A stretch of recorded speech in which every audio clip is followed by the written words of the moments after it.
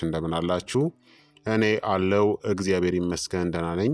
ዛሬም በጠቃሚና በአዲስ ፕሮግራም በድጋሜ ተገናኝተናል። በዛሬው የጤና ፕሮግራማችን ላይ የምንመለከተው ቡናን ስትጠጡ ጥቅሙን የሚያሳጡ የምትሰሯቸውን በርካታ ስህተቶችን፣ ከመጠን በላይ ቡናን መጠጣት ደግሞ ምን ጉዳትን እንደሚያስከትልና ጤናማ በሆነ መልኩ ቡናን እንዴት መጠጣት እንዳለባችሁ በዚህ ቪዲዮ ላይ የምነግራችሁ ይሆናል ማለት ነው። ይህ የጤና ትምህርት ለበርካታ ሰዎች በጣም ጠቃሚና አስፈላጊ ስለሆነ ሁላችሁም በቅንነት ላይክና ሼር በማድረግ ሌሎችንም አስተምሩ አሳውቁላለሁኝ። ከዚህ ቪዲዮ ጋር በተያያዘ ጥያቄ ካላችሁ፣ ሀሳብ አስተያየት ካላችሁ በኮመንት ላይ ልታሰፍሩልኝ ትችላላችሁ። በቀጥታ ወደ ጤና ትምህርታችን የማልፍ ይሆናል። ቡና መጠነኛ በሆነ መጠን ሲወሰድ የሚሰጣቸው እጅግ በጣም በርካታ የጤና ጥቅሞች አሉት። የአእምሮ ስራን ያሻሽላል፣ ትኩረትንናም ንቃትን ይጨምራል፣ የአካል ብቃት እንቅስቃሴን ያግዛል፣ ጉልበትን በመጨመር የአካል ብቃት እንቅስቃሴ አፈጻጸምን ያሻሽላል፣ የተለያዩ በሽታዎች ተጋላጭነትን ይቀንሳል፣ እንደ አልዛይመርስ፣ ፓርኪንሰንስ እናም አይነት 2 የስኳር በሽታ ስጋትን ይቀንሳል፣ የጉበት ጤናንም ይጠብቃል፣ ጉበትን ከተለያዩ በሽታዎች ይከላከላል፣ የድብርት ስሜትን ይቀንሳል፣ ስሜትን የሚያሻሽሉ ንጥረ ነገሮችን ይዟል፣ አንቲ ኦክሲዳንቶችንም ይዟል፣ የሰውነትን ሴሎች ከጉዳት ይከላከላል። ስለዚህ ቡና በርካታ ጥቅሞችን ይሰጣል። ቡና በርካታ የጤና ጥቅሞች ቢኖሩትም በአግባቡ ካልተጠቀምንበት ወይም ደግሞ በተሳሳተ መንገድ ካዘጋጀነው ጥቅሞቹን ልናጣ ወይም ደግሞ የጎንዮሽ ጉዳቶችን ሊያስከትል ይችላል። ቡና ስንጠጣ ከምናደርጋቸው ስህተቶች መካከል አንደኛ ከመጠን በላይ መጠጣት ነው። ቡና ካፌን የተባለ አነቃቂ ንጥረ ነገርን ይዟል። ካፌን በትንሽ መጠን ጠቃሚ ቢሆንም በብዛት ጥቅም ላይ ሲውል የጎንዮሽ ጉዳቶችን ሊያስከትል ይችላል። ከመጠን በላይ ቡናን መጠጣት እንደ እንቅልፍ ማጣት፣ ጭንቀት፣ የልብ ምት መጨመር፣ የሆድ መረበሽ እናም ራስ ምታት የመሳሰሉ ችግሮችን ሊያስከትል ይችላል። በቀን ከ400 ሚሊግራም በላይ ካፌን ወደ 4 ኩባያ ቡና ማለት ነው ከዛ በላይ መጠጣት አይመከርም ማለት ነው። ይህ እንግዲህ ወደ 941 ሚሊ ሊትር ማለት ነው። ኦልሞስት ከግማሽ ሚሊ ሊትር በላይ እንደማለት ነው። ስለዚህ በቀን ከዚህ መጠን በላይ ቡናን መጠጣት የለባችሁ ማለት ነው። በጣም ኦቨር አትጠጡ። ሁለተኛ ደግሞ በባዶ ሆድ መጠጣት ነው። ቡና በባዶ ሆድ ውስጥ ሲጠጣ የጨጓራ አሲድ እንዲመረት ያነሳሳል። ይህ ለሆድ ቁርጠትናም ለሌሎች የጨጓራና የአንጀት ችግሮች ሊዳርግ ይችላል። ስለዚህ ቡናን ከምግብ ጋር ወይም ደግሞ ከምግብ በኋላ መጠጣት ይመከራል። ሶስተኛ በጣም ብዙ ስኳርናም ወተት መጨመር ነው። ብዙ ስኳርናም ወተት መጨመር የቡናን የካሎሪ ይዘቱን ይጨምራል። ይህ ደግሞ ለክብደት መጨመርናም ለሌሎች የጤና ችግሮችም ሊዳርግ ይችላል። ቡናን ያለ ስኳር ወይም ደግሞ በትንሽ መጠን ስኳርናም ወተት መጠጣት ይመከራል። አራተኛ ከመተኛታችሁ በፊት ወዲያው መጠጣት ነው። ካፌን የነርቭ ስርዓትን የሚያነቃቃ በመሆኑ ከመተኛታችሁ በፊት ቡናን መጠጣት እንቅልፍ ማጣትን ሊያስከትል ይችላል። ከመተኛታችሁ ከ6 ሰዓታት በፊት ቡናን አለመጠጣት ይመከራል። አምስተኛ ደግሞ ጥራት የሌለው ቡናን መጠቀም ነው። ጥራት የሌለው ቡና ሻጋታ ወይም ደግሞ ሌሎች ጎጂ ንጥረ ነገሮችን ሊይዝ ይችላል። በተለይ ተፈጭቶ የሚሸጥ የቡና ዱቄትን እየገዛችሁ የምትጠቀሙ ከሆነ ጥራት ያለው ቡናን መግዛትናም ማዘጋጀት ይመከራል። ስድስተኛ በጣም ትኩስናም የሚያቃጥል ቡናን ቶሎ መጠጣት ነው። በጣም ትኩስ ቡናን መጠጣት የጉሮሮ እናም የኢሶፈገስ ካንሰርን ሊያስከትል ይችላል። ቡናውን በመጠኑ ቀዝቀዝ ወይም ደግሞ በረድ አድርጎ መጠጣት ይመከራል ማለት ነው። ሰባተኛ ደግሞ ከሌሎች መድኃኒቶች ጋር አብሮ ቡናን መጠቀም ነው። ካፌን ከአንዳንድ መድኃኒቶች ጋር ሲወሰድ የጎንዮሽ ጉዳቶችን ሊያስከትል ይችላል። በተለይ የደም ግፊት መድኃኒቶችን ወይም የጭንቀት መድኃኒቶችን የሚወስዱ ሰዎች ቡናን ከመጠቀማቸው በፊት ሐኪማቸውን ማማከር ይኖርባቸዋል። ስምንተኛ ደግሞ የውሃ እጥረት ነው። ቡና ዳይዩሬቲክስ ነው። ይህም ማለት ሰውነታችን ከወትሮ በበለጠ ውሃ እንዲያስወግድ ወይም ደግሞ በተደጋጋሚ እንድንሻና ያደርገናል ማለት ነው። ቡና ከጠጣችሁ በኋላ በቂ ውሃ መጠጣታችሁን ማረጋገጥ አለባችሁ። ዘጠነኛ ደግሞ የካፌን ሱስ ነው። አዘውትሮ ቡናን መጠጣት የካፌን ሱስን ሊያስከትል ይችላል። የካፌን ሱስ ካለባችሁ ቡና መጠጣት ስታቆሙ እንደ ራስ ምታት፣ ድካምና ብስጭት ያሉ ምልክቶች ሊታዩ ይችላሉ። አስረኛ ደግሞ ለአንዳንድ ሰዎች የማይስማማ ይሆናል። አንዳንድ ሰዎች ለካፌን ስሜታዊ ሊሆኑ ይችላሉ። እንደ የልብ ምት መጨመር ወይም ደግሞ የጭንቀት ስሜት ያሉ የጎንዮሽ ጉዳቶች ካጋጠማችሁ ቡና መጠጣታችሁን ቀንሱ ወይም ደግሞ ማቆም አለባችሁ ማለት ነው። ስለዚህ እነዚህን ስህተቶችን ካስወገዳችሁ ቡናን ጤናማ በሆነ መልኩ ጥቅሙን እያገኛችሁ መጠቀም ትችላላችሁ ማለት ነው። ቡናን ጤናማ በሆነ መንገድ በመጠቀም ሙሉ ጥቅሞቹን ለማግኘት አሁን የምነግራችሁን መንገዶችን መከተል ይኖርባችኋል። አንደኛ መጠነኛ የሆነ አጠቃቀም ነው።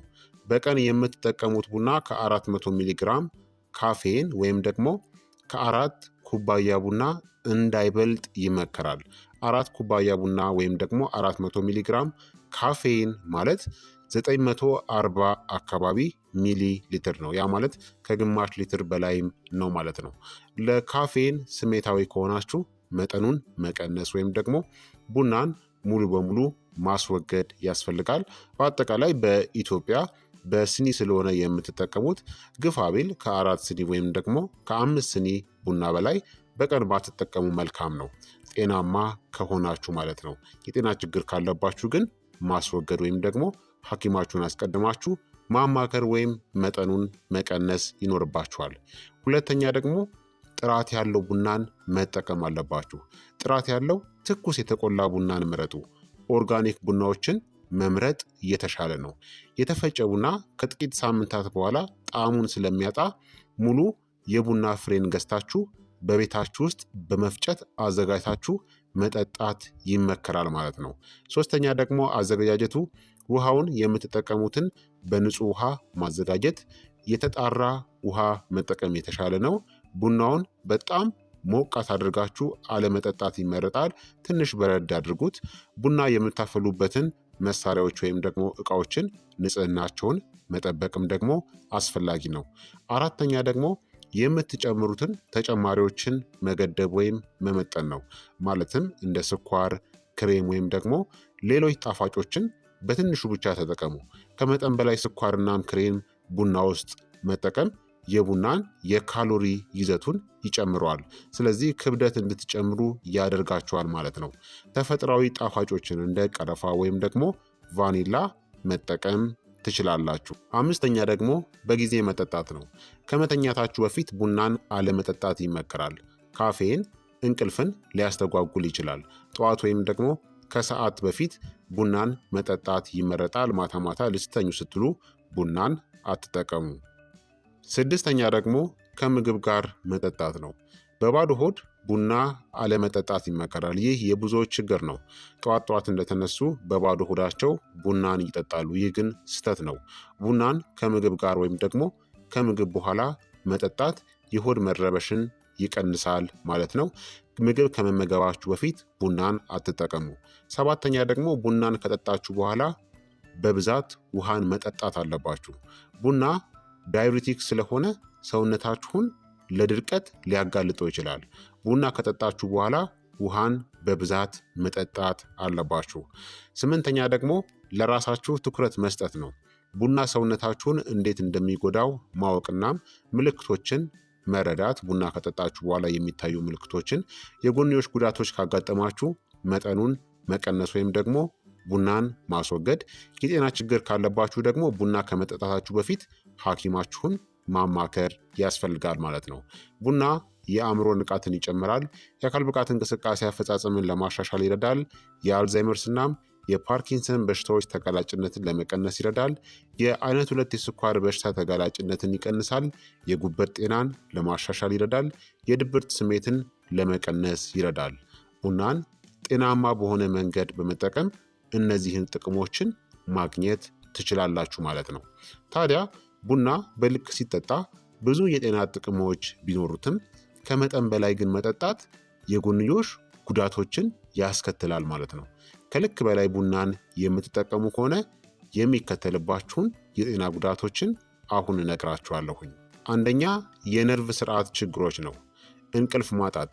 ካፌን የነርቭ ስርዓትን የሚያነቃቃ በመሆኑ ከመጠን በላይ ቡናን መጠጣት እንቅልፍ ማጣትን ያስከትልባችኋል። ጭንቀትና መረበሽን ያስከትላል። ካፌን የጭንቀት ሆርሞኖችን እንዲጨምር ስለሚያደርግ ከመጠን በላይ ቡናን መጠጣት ጭንቀትና መረበሽን ያባብሳል። ራስ ምታት ነው ሌላው ደግሞ ካፌን የደም ስሮችን ሊያጠብ ስለሚችል ከመጠን በላይ መጠጣት ራስ ምታትን ያስከትላል። እንዲሁም መንቀጥቀጥን ያስከትላል። ከፍተኛ መጠን ያለው ካፌን የጡንቻ መንቀጥቀጥን ሊያስከትል ይችላል። ሁለተኛ ደግሞ የልብና የደም ስር ችግሮች ነው። ቡናን ከልክ በላይ የምትጠጡ ከሆነ የልብ ምት መጨመር ያስከትላል። ካፌን የልብ ምትን ስለሚጨምር ከመጠን በላይ መጠጣት የልብ ምት መዛባትን ያስከትላል። እንዲሁም የደም ግፊት መጨመርንም ያስከትላል። ካፌን የደም ግፊትን በጊዜያዊነት ይጨምራል። ለረጅም ጊዜ ከመጠን በላይ መጠጣት የደም ግፊት ችግርን ያባብሳል ማለት ነው። በተለይ የምትጠቀሙት ስኳር ደግሞ ወሳኝነት አለው። ሶስተኛ ደግሞ የጨጓራና የአንጀት ችግሮችን ያስከትላል። የደረት ማቃጠልን ያስከትላል። ቡና አሲዳማ በመሆኑ የደረት ማቃጠልን ያስከትልባቸዋል። እንዲሁም የሆድ መረበሽ ነው። ከመጠን በላይ ቡናን መጠጣት የሆድ መረበሽን፣ ማቅለሽለሽንና ማስታወክን ያስከትላል። በተጨማሪም ተቅማጥንም ሊያስከትልባችሁ ይችላል። ካፌን የአንጀት እንቅስቃሴን ስለሚያፋጥን ከመጠን በላይ መጠጣት ተቅማጥንም ሊያስከትል ይችላል። አራተኛ ደግሞ የኩላሊት ችግርንም ሊያስከትልባችሁ ይችላል። ምክንያቱም ቡና በጣም በተደጋጋሚ ስለሚያሸናችሁ የዳዩሪቲክስ ተጽዕኖ ስላለው በሰውነታችሁ ውሃ እንዲሟጠጥ ወይም ደግሞ ድርቀት እንዲከሰት ያደርጋል። ስለዚህ ቡና ዳዩሪቲክ በመሆኑ የሽንት መጠንን ይጨምራል። ይህ ደግሞ ለድርቀት ይዳርጋል። ስለዚህ ይህንን ለመከላከል ቡና ከጠጣችሁ በኋላ በቂ ፈሳሽ ወይም ደግሞ ውሃን መጠጣት አለባችሁ ማለት ነው። ከልክ በላይ የምትጠቀሙ ከሆነ ደግሞ ለድርቀት ስለሚያጋልጥ የኩላሊት ችግሮችን ያስከትላል። አምስተኛ ደግሞ ሌሎች የሚያስከትላቸው ችግሮች የካፌን ሱስ ነው። አዘውትሮ ቡናን መጠቀም የካፌን ሱስን ያስከትላል። እንዲሁም የአጥንት መሳሳትንም ሊያስከትል ይችላል። ካፌን የካልሲየም መምጠጥን ስለሚቀንስ ከመጠን በላይ መጠጣት የአጥንት መሳሳትን ሊያባብስባችሁ ይችላል። እንዲሁም ደግሞ የእንቅልፍ መዛባት ነው። ከመጠን በላይ ቡናን መጠጣት የእንቅልፍ ጥራትን ይቀንስባችኋል ማለት ነው። ስለዚህ ቡናን ከልክ በላይ አትጠቀሙ። በመጠኑና ጤናማ በሆነ መልኩ እንደነገርኳችሁ አዘጋጅታችሁ የምትጠቀሙ ከሆነ ጥቅሙን ለማግኘት ይረዳችኋል ማለት ነው። ነፍሰ ጡርናም የሚያጠቡ ሴቶች የቡና አጠቃቀማቸውን መገደብ አለባቸው ወይም መመጠን ይኖርባቸዋል። ቢችሉ ባይጠቀሙ ይመከራል። እንዲሁም ደግሞ የልብ ችግር፣ የደም ግፊት ችግር ወይም ደግሞ የጭንቀት ችግር ያለባቸው ሰዎች ቡናን ከመጠጣታቸው በፊት ሐኪማቸውን ማማከር ይኖርባቸዋል። ቡናን በመጠኑ መጠጣት ብዙ የጤና ጥቅሞችን የሚሰጥ ቢሆንም ከመጠን በላይ መጠጣት ግን የጎንዮሽ ጉዳቶችን ሊያስከትል እንደሚችል ማወቅ አለባችሁ ማለት ነው። ስለዚህ ክቡራትና ክቡራን ተመልካቾቼ የዛሬው የጤና ትምህርቴ እንግዲህ ይህንን ይመስል ነበረ። ቡናን እንዴት ጤናማ በሆነ መልኩ መጠቀም እንዳለባችሁ ጥቅሞቹን ለማግኘት እንዲሁም ደግሞ ከልክ በላይ ከተጠቀማችሁ የሚያስከትልባችሁን የጤና ጉዳቶችን በዚህ ቪዲዮ ላይ በሚገባ ነግሬያችኋለሁኝ። ይህ የጤና ትምህርት ታዲያ ለበርካታ ሰዎች በጣም ጠቃሚና አስፈላጊ ስለሆነ ሁላችሁም በቅንነት ላይክ እና ሼር በማድረግ ሌሎችንም አስተምሩ አሳውቁላለሁኝ። ከዚህ ቪዲዮ ጋር በተያያዘ ደግሞ ጥያቄ ካላችሁም ሀሳብ አስተያየት ካላችሁም በኮመንት ላይ ልታሰፍሩልኝ ትችላላችሁ። በቀጣይ የጤና ትምህርት እስከምንገናኝ እኔንም እናንተንም ቸር ያቆየን። መልካም ጊዜ፣ መልካም ቆይታ ይሁንላችሁ። ቻው ቻው።